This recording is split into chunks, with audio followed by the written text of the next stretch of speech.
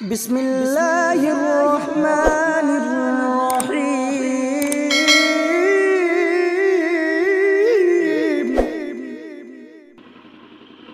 طریق مصطفیٰ کو چھوڑنا ہے وجہ بربادی، اسی سے قوم دنیا میں ہوئی بے اقتدار اپنی، ہمیں کرنی ہے شہنشاہ مدح کی رضا جوئی، ہمیں کرنی ہے شہنشاہ مدح کی رضا جوئی، وہ اپنے ہو گئے تو رحمت پروردگار اپنی، وہ اپنے ہو گئے تو رحمت پروردگار اپنی، اور گناہوں میں کیوں ملوث ہو ذرا سوچو تو اے لوگوں، گناہوں میں کیوں ملوث ہو ذرا سوچو تو اے لوگوں، لحد میں سرور کون و مکا کا سامنا ہوگا، لحد میں سرور کون و مکا کا سامنا ہوگا۔ درود پاک پڑھ لیجئے صلی اللہ علیہ نبی لبنی وآلہ وبارک وسلم، صلاۃ و سلام علیک یا رسول اللہ صلی اللہ علیہ وسلم۔ میرے آقا کریم صلی اللہ علیہ وسلم کے پیارے دیوانوں، میں نے جس آیت مقدسہ کی تلاوت کرنے کا شرف حاصل کیا، اللہ رب العزت قرآن مجید میں ارشاد فرماتا ہے، وہ قرآن جو دنیا کی سب سے بلند و بالا کتاب ہے، وہ قرآن جس قرآن کا کوئی جواب نہیں، وہ قرآن جس قرآن کے بارے میں رب تبارک و تعالی ارشاد فرماتا ہے، ذالک الکتاب لا ریب فیہ، یہ وہ کتاب ہے جس میں کوئی شک و شبہ کی گنجائش نہیں ہے۔ اس قرآن میں اللہ رب العزت ارشاد فرماتا ہے، فَانْكِحُوا مَا طَابَ لَكُم مِّنَ النِّسَاءِ مَثْنًى وَثُلَاثَ وَرُبَاعَ فَإِنْ خِفْتُمْ أَلَّا تَعْدِلُوا فَوَاحِدَةً۔ اے لوگوں، نکاح، اللہ رب العزت نکاح کرنے کا حکم دے رہا۔ نکاح ایک سنت رسول اور سنت انبیاء، اللہ رب العزت نے جنت میں حضرت آدم اور حضرت حوا کا نکاح کیا، دونوں کو میاں اور بیوی قرار دیا، دونوں کی الفت و محبت ایک دوسرے کے دل میں بٹھا دی۔ وہی پروردگار ارشاد فرماتا ہے، فَانْكِحُوا، اے لوگوں نکاح کرو، مَا طَابَ لَكُم، کن عورتوں سے نکاح کرنا ہے؟ ایسے جس سے من میں آیا نکاح کر لیا، گھر والوں کی پسند سے نکاح کر لیا، کسی کی پسند سے نکاح کر لیا، من میں بیٹھا نہیں نکاح کر لیا، ہم کو نہیں پسند ہے نکاح کر لیا، نہیں، بلکہ پروردگار عالم ارشاد فرماتا ہے، اے لڑکے سن لے، شادی تجھے کرنی ہے، زندگی تجھے گزارنی ہے، اپنی بیوی کے ساتھ تجھے رہنا ہے، بیوی کے حقوق تجھے ادا کرنے ہیں، بیوی کی خرچوں کو برداشت تجھے کرنا ہے، شوہر اور بیوی کے حکم کی فرما برداری تجھے کرنی ہے، بیوی کے مہر تجھے ادا کرنے ہیں، بیوی کے نان و نفقہ تجھے برداشت کرنے ہیں، تو کسی کی پسند سے نکاح نہ کرنا، بلکہ فَانْكِحُوا مَا طَابَ لَكُم، اے لوگوں نکاح کرو ایسی عورتوں سے جو تمہیں پسند آ جائے، تمہارے دلوں کو بھا جائے، تمہاری بیوی کی محبت تمہارے دل میں بیٹھ جائے، ایسی عورتوں سے نکاح کرو، ایسے کسی کی پسند سے نکاح نہیں کرنا ہے۔ اے لوگوں، اسلام کتنا اچھا مذہب ہے، اسلام کتنا اچھا پیغام دیتا ہے، اسلام نے ایسے ہی کسی کی پسند سے نکاح کرنے سے منع کیا۔ اس کی وجہ کیا ہے؟ آج ہوتا یہ ہے کہ ہمارے پسند نہیں بیٹھتا ہے، لڑکی ہمارے پسند کی نہیں ہے یا لڑکا ہمارے پسند کا نہیں ہے، اور ماں باپ نے کہا ہم نے نکاح کر لیا، لیکن اس جگہ ہم یہ بھی تو کہہ سکتے ہیں، ارے ابو جان مجھے لڑکا پسند نہیں ہے، امی جان مجھے لڑکا پسند نہیں ہے، مجھے اس سے شادی نہیں کرنی ہے۔ یاد رکھو، اس سے تمہاری زندگی سنور جائے گی، تمہاری زندگی خراب ہونے سے بچ جائے گی۔ اسلام نے پیغام دیا ہے، فَانْكِحُوا مَا طَابَ لَكُم، تم نکاح کرو ان عورتوں سے جو تمہارے دلوں کو بھا جائے، جو تمہیں پسند آ جائے، جس کی محبت تمہارے دل میں بیٹھ جائے۔ اے لوگوں، ہوتا یہ ہے کہ ہم دوسرے کی پسند سے نکاح کر لیا کرتے ہیں، بعد میں لڑائی جھگڑے کا ماحول شروع ہو جاتا ہے، بیوی کو آئے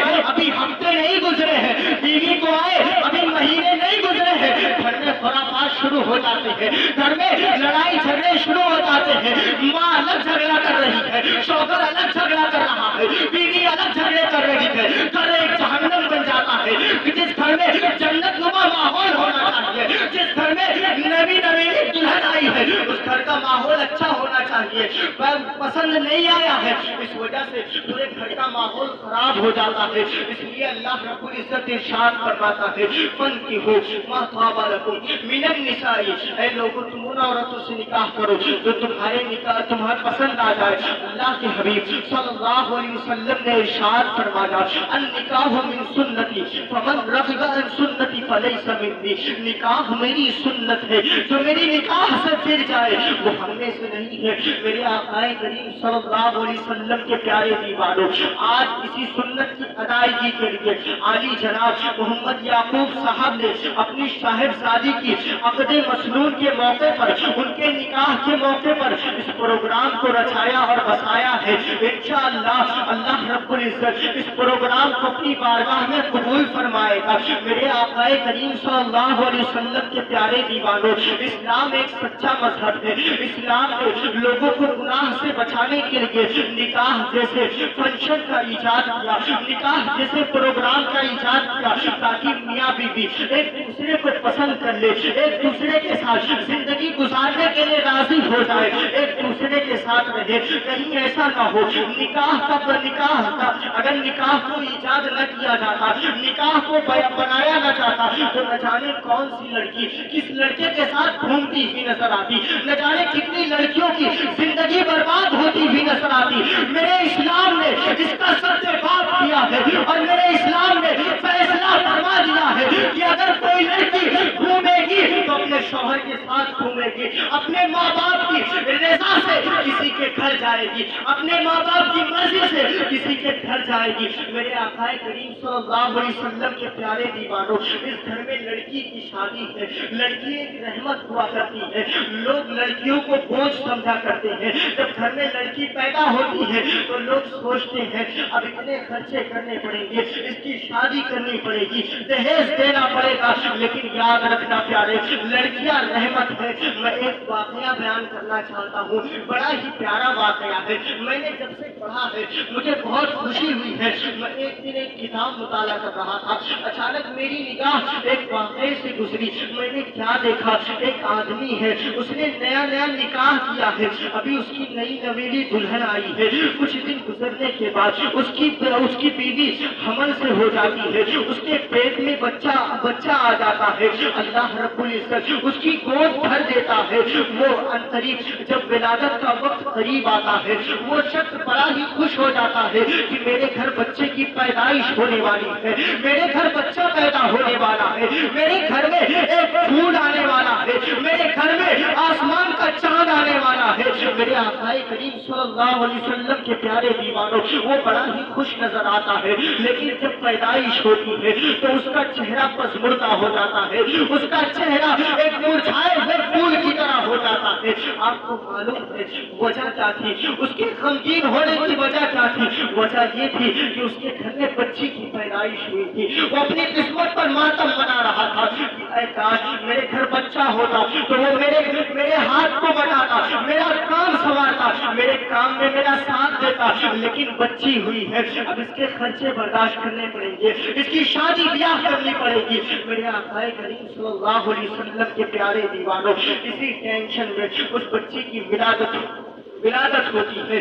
विलादत होने के बाद वो बच्ची जब बड़ी होती है, दूसरा हमल ठहरता है, दूसरी मर्तबा भी बच्ची पैदा होती है, तीसरी मर्तबा भी बच्ची पैदा होती है, चौथी मर्तबा भी बच्ची पैदा होती है, पांचवी मर्तबा भी बच्ची पैदा होती है, छठी मर्तबा भी बच्ची पैदा होती है। लगातार 6 बच्चियां पैदा होती है। 6 बच्ची की जब पैदाइश होती है वो बड़ा ही परेशान हो जाता है, उसका चेहरा गमगीन हो जाता है, उसका चेहरा पसमुर्दा हो जाता है, वो गमगीन हो जाता है। वो सोचने लगता ہے اے میرے پروردگار میں اتنی لڑکیوں کی شادی کہاں سے کروں گا، اتنا خرچہ کہاں سے لاؤں گا، میرا تو کوئی ہاتھ بٹانے والا بھی نہیں ہے۔ وہ جاتا ہے اپنی بیوی کو دھمکی دیتا ہے، 7ویں مرتبہ اس کی بیوی پیٹ سے ہوتی ہے، وہ اپنی بیوی کے پاس جاتا ہے، اپنی بیوی سے کہتا ہے اگر آئندہ اگر بچی ہوئی تو میں تجھے طلاق دے دوں گا اور 6 کے 6 بچیوں کو گھر سے بھگا دوں گا، تمہارا کوئی پرسان حال نہ ہوگا۔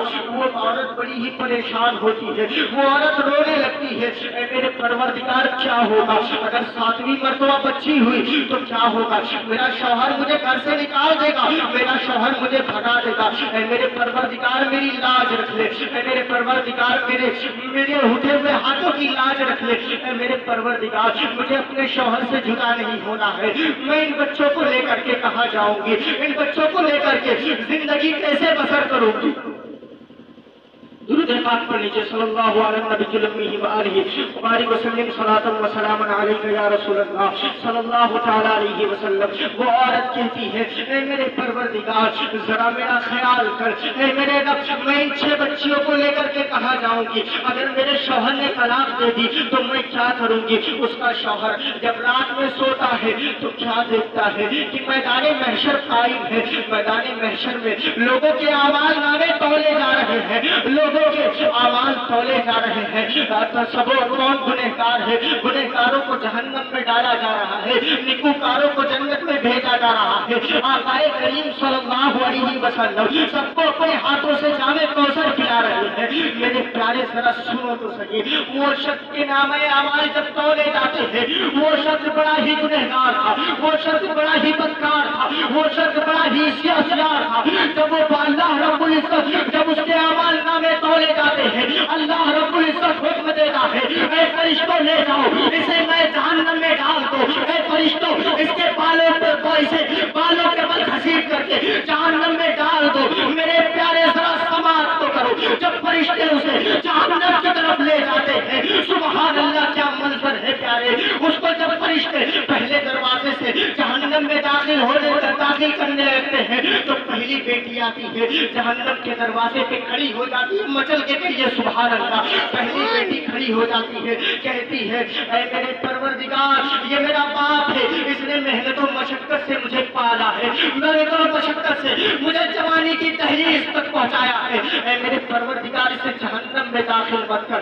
اے میرے پروردگار اس کے گناہوں کو بخش دے۔ چنانچہ جب فرشتے دوسرے دروازے پر جاتے ہیں، دوسرے دروازے پر جانے کے بعد یہ ارادہ کرتے ہیں کہ اسے جہنم میں ڈال دیا جائے، دوسرے دروازے پر دوسری بچی آ کر کے کھڑی ہو جاتی ہے، اپنے باپ کا دامن تھام لیتی ہے، فرشتوں سے کہتی ہے اے فرشتوں اسے جہنم میں نہ ڈالو، اس نے محنت و مشقت سے کمائی کر کے مجھے جوان کیا ہے، مجھے جوانی کی تحریز پر پہنچایا ہے، اے فرشتوں انہیں جہنم میں نہ ڈالو۔ چنانچہ اسی طریقے سے تیسرے دروازے پر تیسری بیٹی کھڑی ہے، چوتھے دروازے پر چوتھی بیٹی کھڑی ہے، جب 5ویں دروازے پر 5ویں بیٹی کھڑی ہے، چھٹے دروازے پر چھٹی بیٹی کھڑی ہے، لیکن پیارے اس کی صرف 6 بیٹیاں تھیں، اس نے چھٹی بیٹی پر دھمکی دے دی تھی کہ اگر 7ویں بیٹی ہوئی تو طلاق دے دوں گا، تجھے گھر سے بھگا دوں گا۔ میرے پیارے جب فرشتے اسے 7ویں دروازے پر لے کر کے جاتے ہیں تو چنانچہ وہاں کوئی بچانے والا نہیں ہے،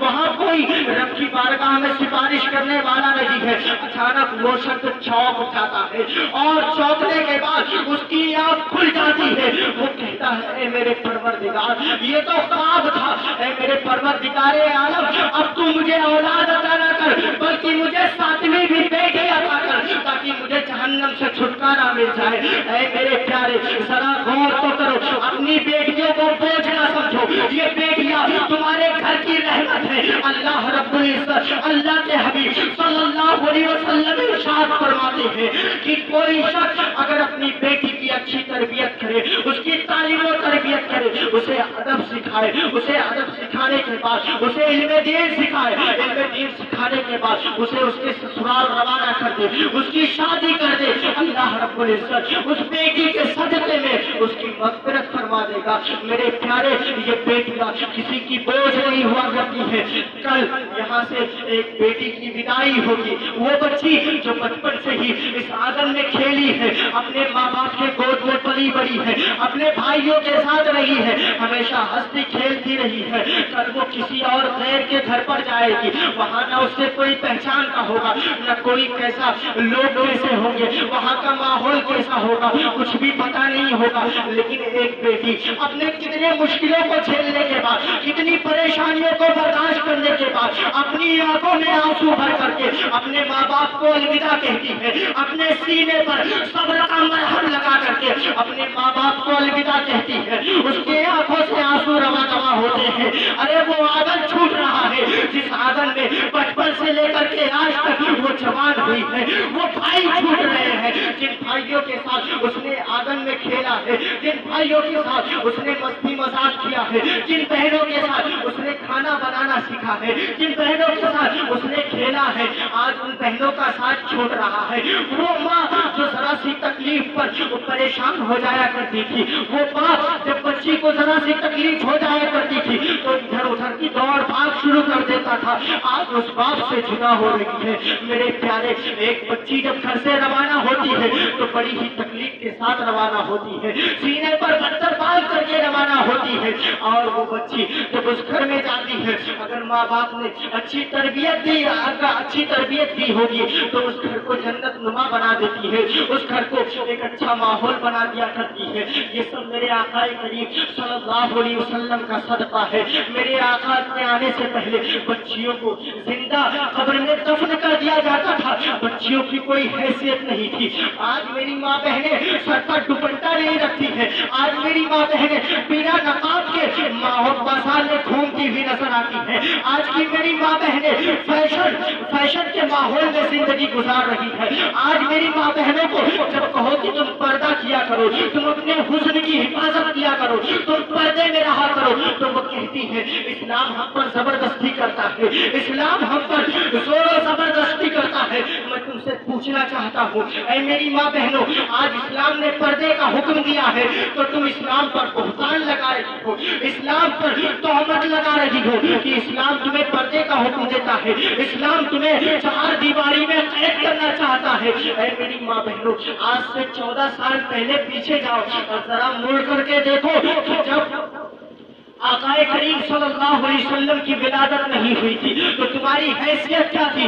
جب تمہیں مجبوری کے ایام آتے تھے، جب تمہارے مجبوری کے ایام ہوتے تھے تو ایسے ایام میں تمہیں گھر میں نہیں رکھا جاتا تھا بلکہ دور لے جا کر کے تمہیں چھوڑ دیا جاتا تھا، اور تمہارے کھانے کے برتنوں کو الگ کر دیا جاتا تھا، تمہیں منحوس قرار دیا جاتا تھا، عورت کی کوئی حیثیت نہ تھی، عورت کا کوئی مقام نہ تھا، عورتوں کو زندہ دفن کر دیا جاتا تھا۔ اس وقت تم کہاں گئی تھی؟ اس وقت تمہاری آزادی کہاں گئی تھی؟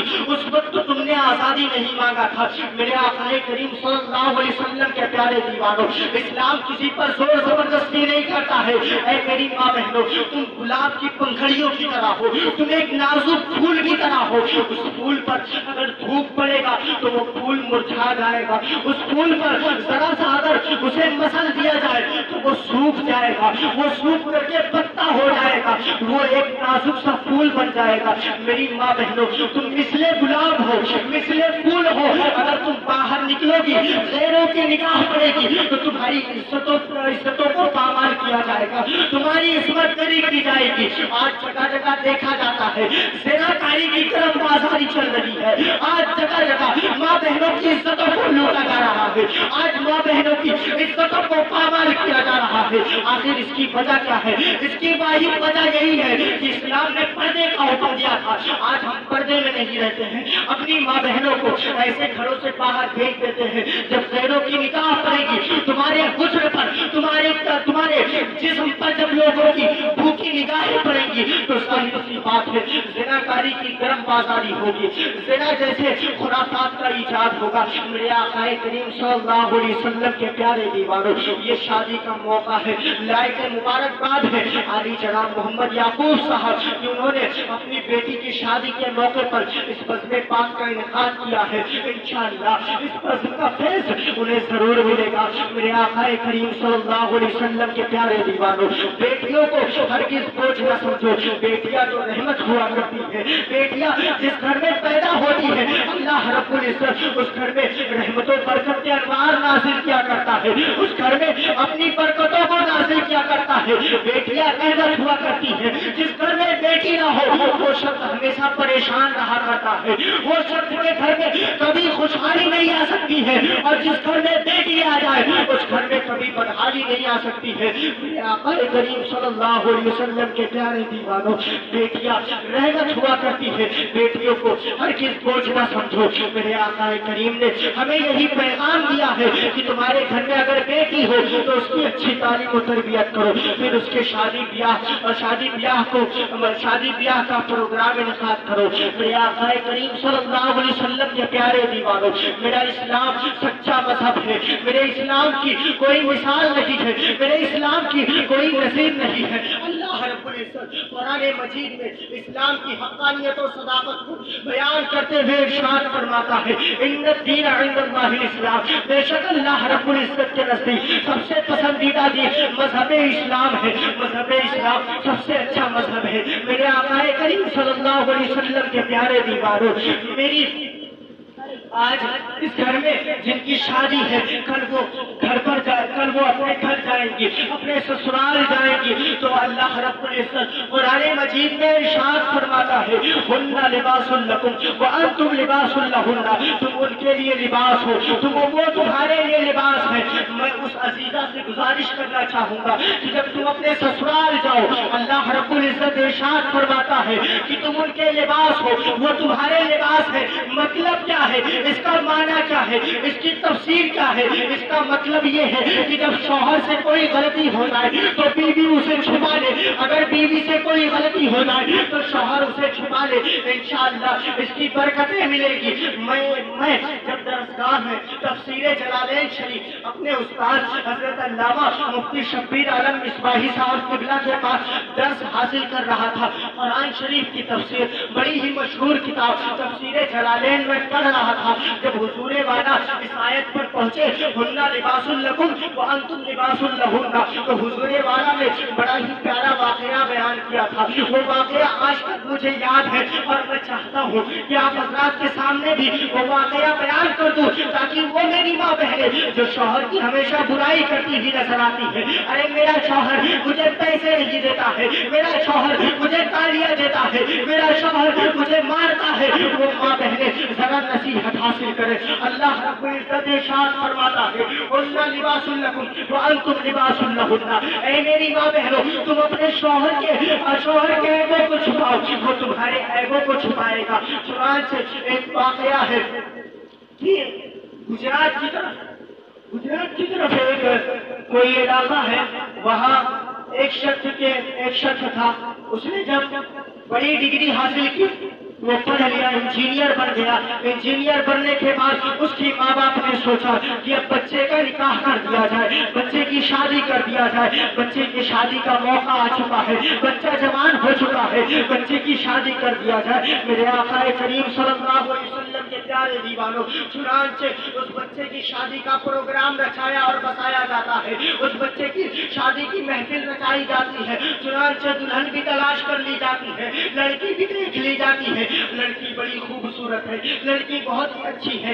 لڑکی علم والی ہے، لڑکی ادب والی ہے، پڑھی لکھی بچی ہے۔ ماں باپ نے رشتہ طے کر دیا، رشتہ طے کرنے کے بعد شادی کی تاریخ مقرر ہو گئی، شادی کس دن ہونی ہے شادی کی تاریخ بھی مقرر ہو گئی۔ گئی ہے. چنانچہ جب شادی ہوتی ہے, شادی کی رات آتی ہے, وہ رات جس کو شوہر اور بیوی کی ملاقات کی رات کہا جاتا ہے, اس رات میں جب شوہر اپنی بیوی کے پاس آتا ہے, اپنی بیوی کے پاس آنے کے بعد ہاتھ جوڑتا ہے, ہاتھ جوڑنے کے بعد گھٹنوں کے بل کھڑے ہو جاتا ہے اور کہتا ہے, اے میری شریک حیات, میں نے بہت بڑی بات چھپائی ہے, میں نے بہت بڑی غلطی کی ہے. اس شریک حیات نے کہا, بتاؤ تو صحیح کون سی غلطی ہو گئی ہے, تم سے کون سی ایسی غلطی ہو گئی ہے جس پر تم اتنے نادم و شرمندہ ہو, جس پر تم اتنے پریشان ہو, جس پر تم اتنے پریشان ہو رہے ہو, تم معافی مانگ رہے ہو, آخر بات کیا ہے؟ وہ شوہر کہتا ہے, اے میری شریک حیات,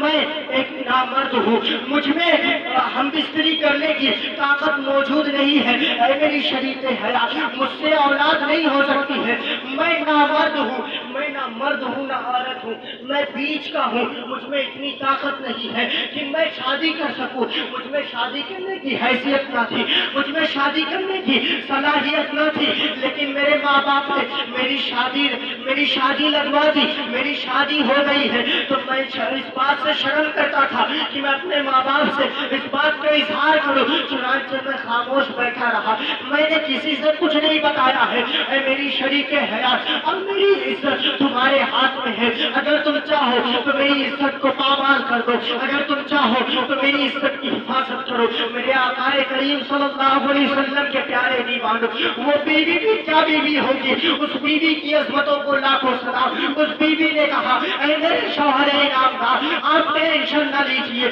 آپ غمگین نہ ہوئیے, میں کسی سے کچھ نہیں کہوں گی. چنانچہ رات گزر جاتی ہے, صبح ہو جاتی ہے. اسی طریقے سے 1 سال گزرتے ہیں. 1 سال گزرنے کے بعد اس بیوی کی طبیعت خراب ہوتی ہے. طبیعت خراب ہونے کے بعد اس بیوی کا انتقال ہو جاتا ہے. اللہ اکبر کبیرہ, اس بیوی کو دفنا دیا جاتا ہے, اس بیوی کو قبر کے مٹی میں دفن کر دیا جاتا ہے. میرے آقا کریم صلی اللہ علیہ وسلم کے پیارے دیوانوں, بیوی کا انتقال ہو چکا ہے.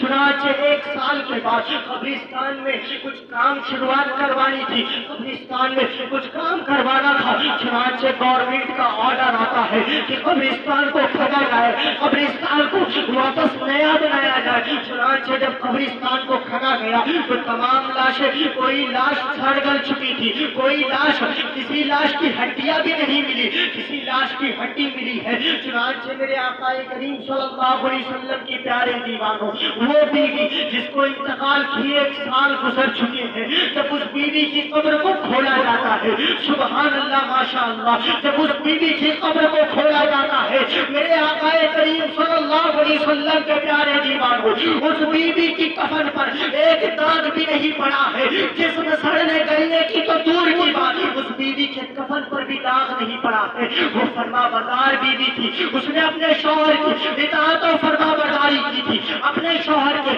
عیب کی حفاظت کی تھی. لوگ پریشان ہیں, آخر وجہ کیا ہے؟ یہاں پر بہت بڑے نیکوکار, بہت بڑے نمازی, بہت بڑے متقی لوگوں کی لاشیں سڑ گل چکی ہے, لوگوں کی لاشوں کا اتا پتہ بھی نہیں ہے. اور یہ عورت کون ہے؟ یہ عورت اللہ کی کون سی نیک بندی ہے کہ اس کی قبر میں اس کی لاش ابھی تک ویسے ہی باقی ہے, اس کی کفن پر بھی داغ نہیں لگا ہے. آخر وجہ کیا ہے؟ لوگ پوچھتے پوچھتے اس عورت کے گھر پہنچتے ہیں. اس عورت کے گھر جب پہنچتے ہیں تو اس کے شوہر سے ملاقات ہوتی ہے. شوہر سے پوچھتے ہیں, اے صاحب ذرا بتاؤ تو صحیح معاملہ کیا ہے؟ آخر اس عورت کی کون سی ایسی نیکی تھی جو پروردگار عالم کو پسند آ گئی کہ 1 سال انتقال کرنے کے بعد بھی اس کے کفن پر بھی داغ نہیں لگا ہے؟ آخر وجہ کیا ہے؟ تو میرے آقا کریم صلی اللہ علیہ وسلم کے پیارے دیوانوں, وہ شوہر کہتا ہے کہ آج تک میں نے جس راز کو فاش نہیں کیا تھا, آج تک میں نے جس راز کو نہیں بتایا تھا, آج آپ لوگوں کے سامنے اس راز کو بتانا پڑ رہا ہے. میری بیوی بہت زیادہ نمازی نہ تھی, میری بیوی بہت زیادہ روزے رکھنے والی نہ تھی, میری بیوی صدقات و زکات دینے والی نہیں تھی. میری بیوی کی صرف ایک خوبی تھی. اور لوگوں نے پوچھا, اے شخص بتا تو صحیح تیری بیوی کی کون سی ایسی خوبی تھی جس کی وجہ سے اس کے کفن پر داغ بھی نہیں لگا ہے؟ چنانچہ وہ شوہر کہتا ہے, میری بیوی جب میں शब ज़फ़ाफ़ के दिन, जब मैं सुहाग रात के दिन कमरे में गया और जाने के बाद मैंने अपनी बीवी से अपनी एक मजबूरी बयान की कि मैं नामाज़ हूँ, मैं कुव्वत जमानत की रखता हूँ। ऐ मेरी शरीके हयात, मेरी इज्जत की लाज रख लेना, मेरी इज्जत की हिफाजत करना। वो शरीके हयात थी मेरी, उसने एक साथ अपनी जिंदगी ऐसे गुजार ली थी, उसने किसी से कुछ भी नहीं कहा था। शायद ये उसी का बदला है कि अल्लाह रब्बुल इज्जत ने उसकी मग़फ़िरत कर दी है और उसके कफन पर दाग भी नहीं लगा है। मेरी माँ बहनों, आज घर में जरा सा झगड़ा लड़ाई हो जाए तो घर पे फोन कर देते हैं, मेरे शौहर ने ऐसा कहा है, मेरे शौहर ने आज मुझे गाली दी है, मेरे शौहर ने आज मुझे मारा है। मेरी माँ और बहनों, कभी ऐसा मत करना।